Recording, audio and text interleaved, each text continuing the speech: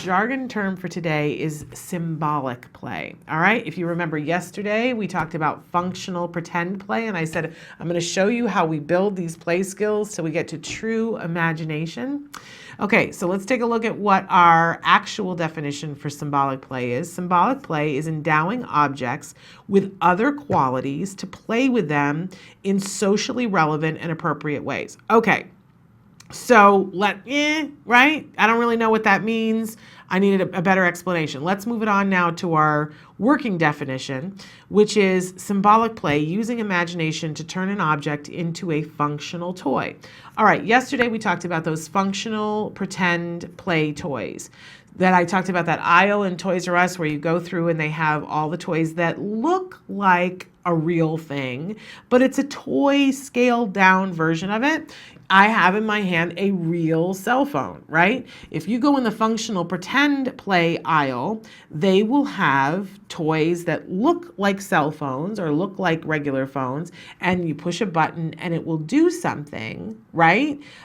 So it is a functional pretend toy. Now we're going to move on to a symbolic toy. And if I take a symbolic toy, what I do is I take my little pad of paper here, and maybe I draw buttons on, maybe I don't, but this is a pad of paper. It does not ring, but I begin to play with this, and I endow this pad of paper with qualities that are like a cell phone. How do I do that? Using my imagination. I go, hello, and I start talking on the phone, and I push the buttons. Now, the buttons are drawn. They don't make any noise, but I go boop, boop, boop, boop, boop, boop, boop, right? Hello, hi, I'd like to order a pizza, right? And then I hand the pad of paper to the child. Now, what does the child do? The child, maybe, especially a child with autism, looks at that and it looks at me like I'm nuts and goes, that's a pad of paper, right?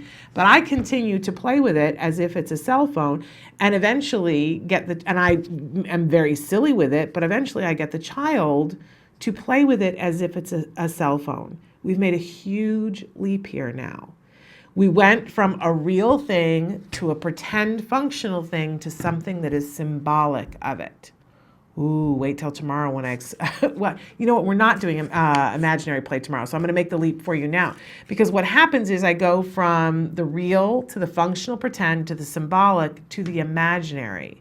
Because eventually what I do with a child is I get rid of the pad of paper and I'm holding air and I go, hello, and I boop, boop, boop, boop, boop, and there's nothing there. When you can get a child to have their brain go from the real to the functional to the symbolic to the imaginary, you've opened a world of possibilities for them. I remember so distinctly when my son made these little jumps and these little shifts, there came a moment in which he decided, he was 5, I think, and he decided to make a film about, as he said, Indiana Jones, because he could never say Indiana Jones. And he had a toy plane and he had a Lego that was an Indiana Jones. They weren't to scale, and before that would have bugged him endlessly, right?